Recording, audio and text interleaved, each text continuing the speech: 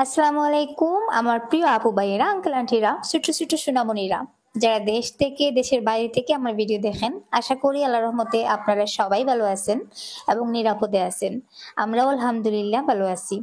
সুখ দুঃখের সংসারের আরো একটা নতুন ভিডিওতে আপনাদেরকে আরো একবার স্বাগত জানিয়ে আবারও আরো একটা নতুন দিনের কাজকর্ম আপনাদের সাথে শেয়ার করতে যাচ্ছি। এখানে দেখতে পাচ্ছেন রাতের বেলা ঘরটা পুরো অন্ধকার, কারেন্ট নেই, ওইদিকে আমাদের ইনভার্টারও চার্জ নেই। তো বাতি জ্বালিয়ে সন্ধ্যা থেকে রাতে শোবার আগ পর্যন্ত সব কাজ ছেড়ে নিতে হয়। তো বাতি জ্বালিয়ে মোটামুটি রান্না বান্নাটাও করলাম, তারপরে আমরা তো রাতে রুটি খাই। তো আরিয়ানের বাবার জন্য আর আমার জন্য এখানে মোমবাতি জ্বালিয়ে রুটি করতেছি। ভিডিওটা চলতে থাকুক, আপনারা দেখতে থাকুন। আর রিকোয়েস্ট করব স্কিপ না করে একটু ধৈর্য সহকারে আজকের ভিডিওটা শেষ পর্যন্ত দেখার চেষ্টা করবেন। ইনশাল্লাহ আজকের ভিডিওটা আপনাদের কাছে অনেক বেশি ভালো লাগবে। আর সেই সাথে আরো একটা রিকোয়েস্ট করব, যারা এখনো ভিডিওতে একটা লাইক দিতে ভুলে গেছেন প্লিজ একটা লাইক দিয়ে ভিডিওটা শেষ পর্যন্ত কন্টিনিউ করুন। আমার বিয়ের আগে আমার বাবার বাড়িতেও কারেন্ট ছিল না, কারণ রেল লাইনের পাশে বাড়ি হওয়ায় রেল লাইনের উপর দিয়ে কারেন্ট লাইন পাস হতো না। তখন কিন্তু কেরোসিনের বাতি জ্বালিয়ে লেখাপড়া সবকিছু চলতো, কোনো সমস্যা হতো না। কিন্তু এখন মানে এত খারাপ অভ্যাস হয়েছে, মোমবাতির আলোটা কেমন জানি আলো মনে হয় না, মনে হয় সারা ঘর অন্ধকার হয়ে আছে। তো 4-5 দিন থেকে একই অবস্থা চলতেছে।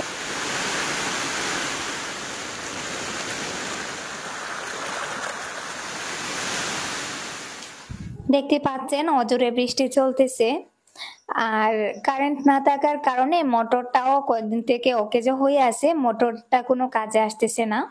তো বাথরুমে পানি শেষ হয়ে যায়, তখন আবার বৃষ্টি থেকে পানি উঠাতে হয়।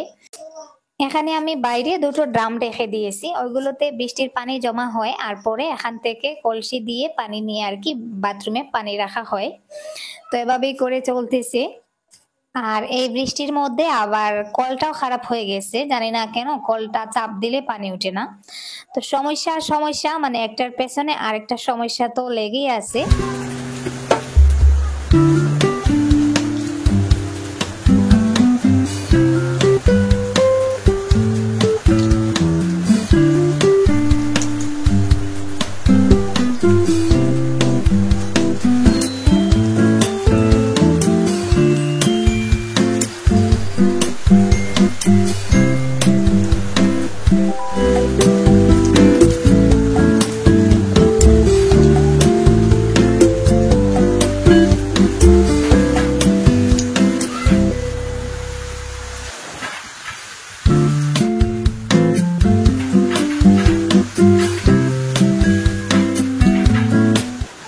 তো আমি বৃষ্টিতে আমার অপেক্ষা করছিলাম, তো কেয়ার করার বৃষ্টিটা থামছে না, আর ওইদিকে আমার মরিচের গাছগুলো পানি টেলা একেবারে শুয়ে পড়তেছে।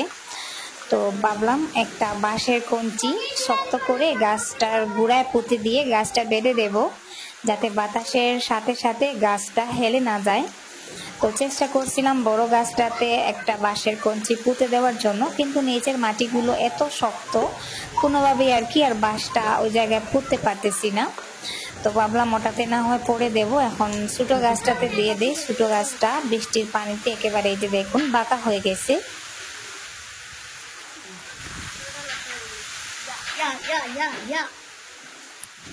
দেখা হয়েছে না, দেখো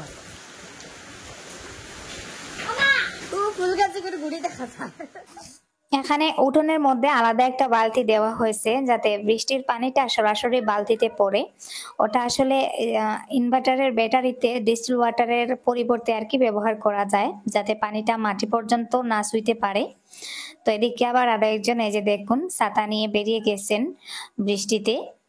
তো বৃষ্টি হলে একটু পানি দেখলে ওনাকে আর কন্ট্রোল করার কোনো ক্ষমতা হয় না, চুপি চুপি পানির মধ্যে আর কি ছাতা নিয়ে বেরিয়ে পড়েন।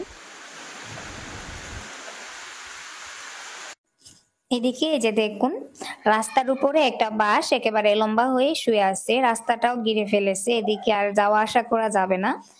তো আমি এখন বাসটা কেটে নিব। তুমি পাতা খাইতাইনি? বাসর পাতা খাইবাই? বাসর পাতা খাইবাইনি তুমি? দাঁড়াও আমি কাটিয়ে আনি গিয়া।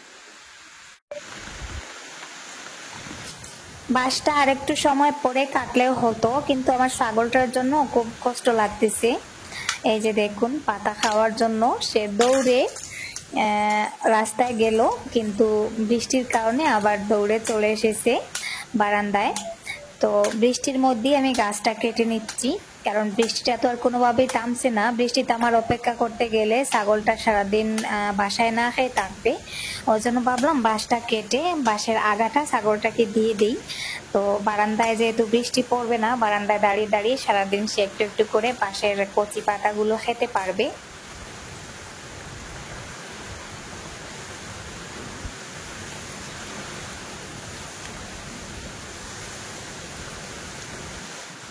বাঁশটা এত ওজন, আর সেই সাথে পাতাগুলো পানিতে ভেজা, তো ওই জন্য আরো বেশি ওজন। একা টেনে টুনে নিতে পারতেছি না। ওয়াইদা রাহিলাকে দেখেছি ওরা যাতে আমাকে একটু হেল্প করে। তো এই যে দেখুন, তিনজনে মিলে বাঁশটা টেনে টুনে আর কি বারান্দায় আনতেছি। তো বাঁশটা যে ওজন এটা না, বাঁশের আগাটা ওইদিকে গাছের সাথে আর কি লেগে গিয়েছিল, ওই জন্য টেনে বের করতে আর একটু কষ্ট হয়েছে।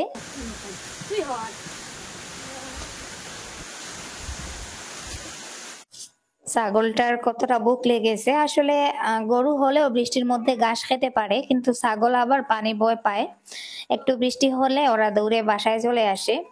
তো এখানে স্কুলের বারান্দায় আমি বাঁশের আগাটা কেটে এনে দিয়েছি।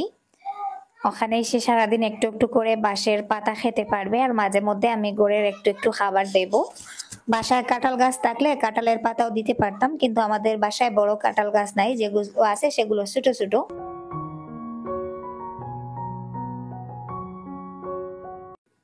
বারান্দায় বৃষ্টির পানি জমতে জমতে একটা পুকুরে পরিণত হয়ে গিয়েছে।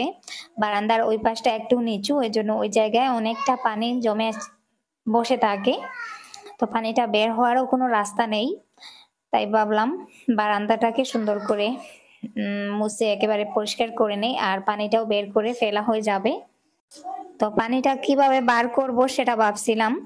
তো আমি একটা লম্বা কাঠের টুকরো এনেছিলাম পানিটাকে এইভাবে টেলে টেলে বের করার জন্য। তো আরো একজন চলে এসেছেন, মানে আমি যেটা করব উনিও সেই কাজটা পারেন বা না পারেন উনিও করবেন।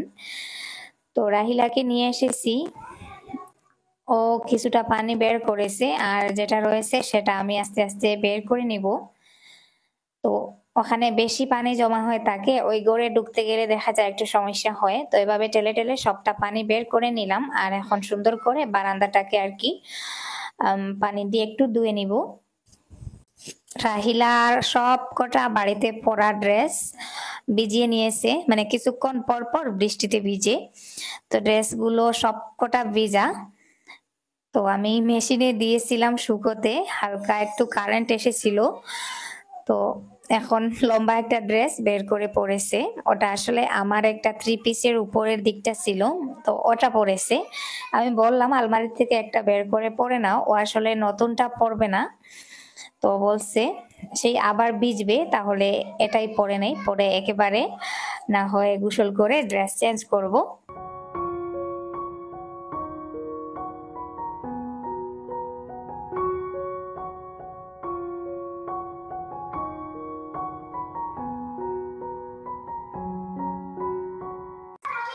অনেকটা ঠান্ডা লেগেছে দুপুরের দিকে, ভাবলাম একটু সেমাই করি।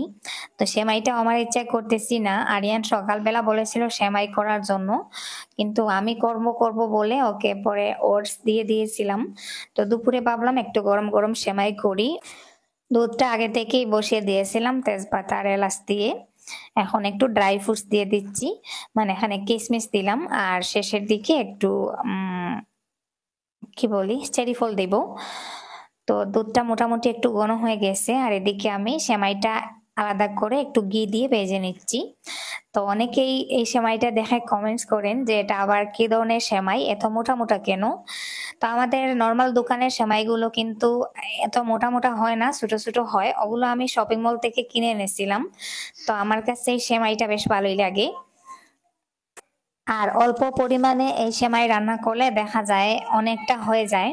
তো এখানে দেখতে পেলেন আমি অল্প পরিমাণে সেমাই ভাজি করেছি, আর অনেকটা দুধ দিয়েছি। তো এই দুধের মধ্যে সেমাইগুলো পড়ার পরে একটু একটু করে সেমাইগুলো আরো বেশি মোটা হবে।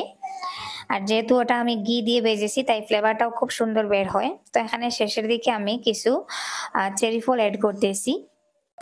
বৃষ্টিতে আসলে যা পরিমাণ কষ্ট হচ্ছে মানুষের, তো আমাদের এদিকে তো পাহাড়ি অঞ্চল, আমাদের ওইদিকে তেমন একটা ফ্লাড হয় না। তেমন একটা ফ্লাড হয় না বলতে আমার মনে হয় পুরো সমুদ্রের বাঁধ যদি ভেঙে পানি চলে আসে তারপরেও আমাদের ওইদিকে বাড়িগুলো ডুবাবে না, হয়তো মাটি ধসে পড়তে পারে, কিন্তু নিচু অঞ্চলে যে বাড়িগুলো আছে তাদের খুব কষ্ট হচ্ছে, বিশেষ করে নদীর পাড়ের মানুষ যারা। তো আমার মেজ বোন, যার হাজবেন্ড কিছুদিন আগে অসুস্থ ছিলেন, মানে জুবাইরদের বাড়ি, নদীর বাঁধ ভেঙে ওদের বাড়িটা এখন পানির তলায় চলে গেছে। তো এখানে দেখতে পাচ্ছেন আমার একটা পেয়ারার গাছ, যেটা আমি অনলাইন থেকে এনে লাগিয়েছিলাম, হাইব্রিড পেয়ারা। তো এই গাছটাও বাতাসে একেবারে শুইয়ে দিয়েছে, নতুন পেয়ারা হয়েছে। গত বছর 2-3টা হয়েছিল, শেষ পর্যন্ত ওগুলো টিকেনি। তো এবছর আবার নতুন করে কিছু পেয়ারা হয়েছে। তো এখন গাছটাকে উঠিয়ে গুঁড়া একটু মাটি দেব আর গাছটাকে সোজা করে এখানে মাচার বাঁশের সাথে বেঁধে দিব। তো জুবাইরদের বাড়ির কথা বলতে গিয়ে আমি অন্য প্রসঙ্গে চলে গিয়েছিলাম। ওদের বাড়ি তো লঙ্গাই নদীর পাশে। তো লঙ্গাই নদীর ওদিকে বাঁধ ভেঙে ওদের গড়ে এখন হাঁটু পর্যন্ত পানি, ওরা গৃহবন্দী হয়ে আছে। তো একটু গিয়ে যে দেখা করব বা খবর নেব এরকমও কোনো উপায় নেই, কারণ রাস্তাও পানির নিচে চলে গেছে, রাস্তা দিয়ে কোনো গাড়ি চলাচল করে না। তো ওই জন্য আর কি যতদূর ফোনে আর কি পারতেছি যোগাযোগ করতেছি। ওরা হচ্ছে ঘরে খাটের উপরে বসে আছে, আর পাশে একটা দোকান আছে। তো ওই দোকান থেকে আর কি মোটামুটি পানির মধ্যে দিয়ে গিয়ে খাবার দাবার এনে খাচ্ছে। তো এরকম একটা কন্ডিশন, এত খারাপ একটা কন্ডিশনের মধ্যে আর কি যেতে পারতেছি না, ওদেরকে কোনো হেল্প করতে পারতেছি না। যদি সম্ভব হতো তাহলে ভাবছিলাম কিছু খাবার দাবার দিয়ে আসবো, কিন্তু সেটাও পারতেছি না। তো এদিকে যে নতুন পানির কিছু ছোট মাছ আনা হয়েছে বাসায়। তো আমি এখন সাতকরা দিয়ে ওই ছোট ছোট মাছগুলোকে ঝোল করব। সাতকরা তো সিলেটিরা অবশ্যই চিনেন, সিলেটিদের ঐতিহ্যবাহী একটা খাবার বলা যায়। তো আমি এখানে রসুন আর পেঁয়াজ একসাথে গ্রাইন্ডারে দিয়ে আর কি পেস্ট করে নিয়েছি। যেহেতু মাছটা ঝোল করব তাই ভাবলাম আজকে সম্পূর্ণ মশলাটা বেটে নেই। তো একটু লবণ দিলাম, মরিচের গুঁড়া, তারপরে হলুদের গুঁড়া, ধনিয়া গুঁড়া, জিরার গুঁড়া। তো এটা দিয়ে মশলাটা ভালো করে কষিয়ে সাতকড়াটা দিয়ে আমি মাছটাকে ঝোল করে নেব। নতুন পানির মাছ খেতে ইচ্ছা করতেছে, আর সেটার সাথে যদি সাতকড়া হয় তাহলে তো আর কোনো কথা নেই। ছোট মাছের সাথে সাতকড়া বা গরুর মাংসের সাথে সাতকড়াটা কিন্তু বেশি ভালো মানায়।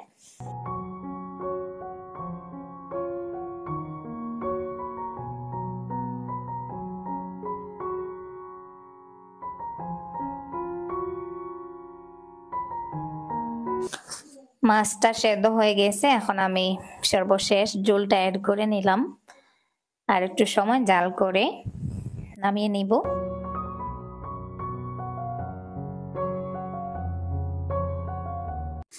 তো এখানে সকালের খাবার খাওয়া হচ্ছে, ওয়াহিদা রাহিলা ওদের খাবার শেষ, ওরা আগে খেয়ে নিয়েছে আর আমরা একটু লেট করে খেতে বসেছি। তো আমরা 3জন বাকি রয়েছিলাম। তো এখন আমরা আর কি একসাথে খাবারটা খেয়ে নিচ্ছি। বর্তমানে ইউটিউব ফেসবুক ওপেন করলেই দেখা যাচ্ছে যে শুধু পানি আর পানি, চারদিকে বন্যা। তো আপনারা মানে আমার ভিউয়ার্স যারা কে কোথা থেকে দেখছেন আমি জানি না, তো অবশ্যই আপনাদের খবরাখবর আমার সাথে শেয়ার করতে পারেন, শেয়ার করলে খুশি হব। আপনারা কে কিরকম আছেন, কি অবস্থায় আছেন, তো সত্যি যদি একটু কষ্ট করে কমেন্টে জানান, আমি অনেকটা খুশি হব।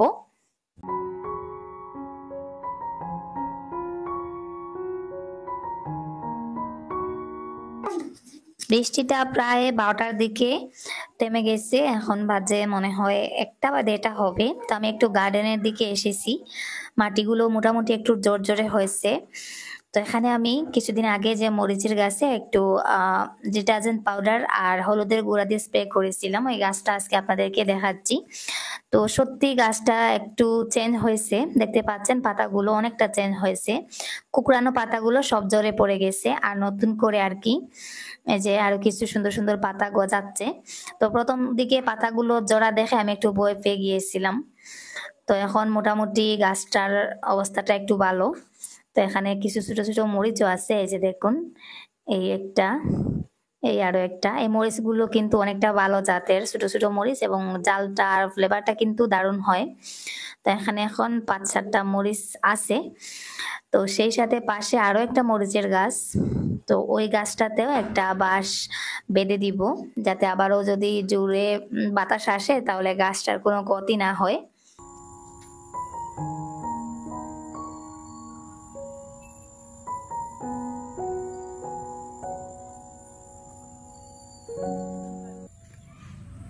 খেয়ার বিরিয়ানি আননি, বিরিয়ানি আর দৌড় দো দৌড় দো। তা বিরিয়ানির দৌড় চলেননি, বিরিয়ানির দৌড় চলের। দুপুরের দিকে আর রান্না বান্না করিনি, কারেন্ট না থাকায় ফ্রিজে এক্সট্রা কোনো সবজিও নেই, আর শুকনো খাবার হিসাবে ঘরে কিছু ছিল না।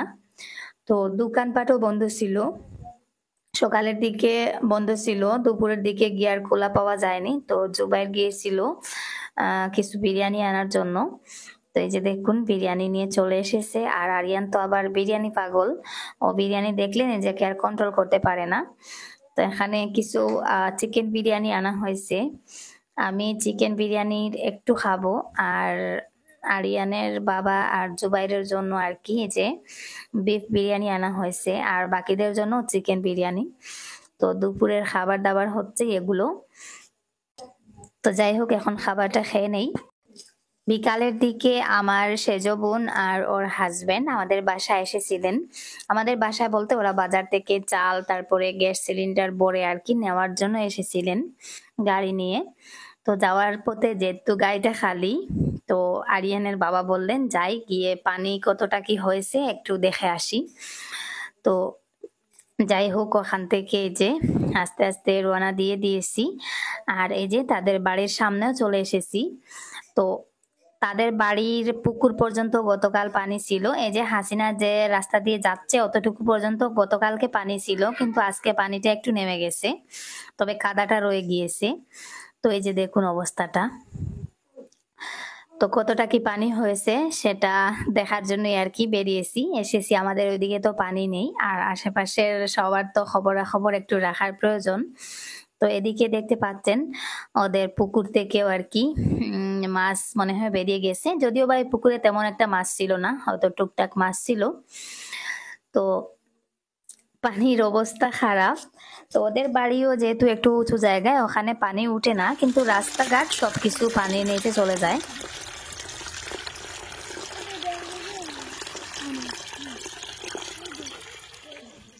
বড় বোনের বাসার ওইদিকে পানি যায়, তবে বাড়ি অবধি পৌঁছায় না। আর সেজ বোনের বাড়িতেও আর কি পানি উঠে না, আমাদের বাড়িতেও পানি ওঠে না। তবে আমার মেজ বোন যার হাজবেন্ড অসুস্থ, তো ওনাদের বাড়িতে প্রতি বছর দেখা যায় নদী ভেঙে পানি চলে আসে। তো এখানেও দেখতে পাচ্ছেন কতটা পানি। এই যে দেখুন এখানে একটা ছোটখাটো ব্রিজ দেখতে পাচ্ছেন। তো ওখানে গতকালকে পানিতে ডুবে একজনের মৃত্যু হয়েছে, আর মানে এই রাস্তাটা ডুবানো ছিল।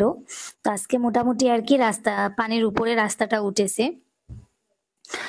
তো যাই হোক, একটু হাঁটার জন্য বেরিয়েছিলাম, বাড়ির আশপাশটা একটু ঘুরে ঘুরে দেখছিলাম, যে রাস্তা দিয়ে বর্তমানে হেঁটে হেঁটে যাচ্ছি ওই রাস্তাতেও গতকাল পানি ছিল, রাস্তাটা পানির নিচে ছিল। তো পানিটা একটু আস্তে আস্তে মনে হয় নিচের দিকে যাচ্ছে, ওই জন্য আর কি একটু একটু করে রাস্তাগুলো বের হয়েছে। আমাদের ওইদিকে বৃষ্টি হয়, কিন্তু বৃষ্টির সাথে সাথে পানিটা নেমে যায়, ওজন্য কোথাও জমানো কোনো পানি দেখা যায় না। তো আমাদের বাড়ি থেকে বেরিয়ে মানে একটু দূরে গেলে বা একটু সামনের দিকে গেলে পানি আর পানি, মানে পানি দেখে নিজেরও ভয় লাগে। তো এখানে দেখতে পাচ্ছেন ওদের রাস্তাটাও ডুবে গেছে, পানির মধ্যে দিয়ে নেমে তারপরে ওদের বাড়িতে আসতে হয়। তো যাই হোক, আজকের মতো এই পর্যন্ত। সবাই ভালো থাকুন, সুস্থ থাকুন, আল্লাহ যাতে হেফাজতে রাখেন। আর আজকের মতো এই পর্যন্ত, আল্লাহ হাফিজ, আসসালামু আলাইকুম।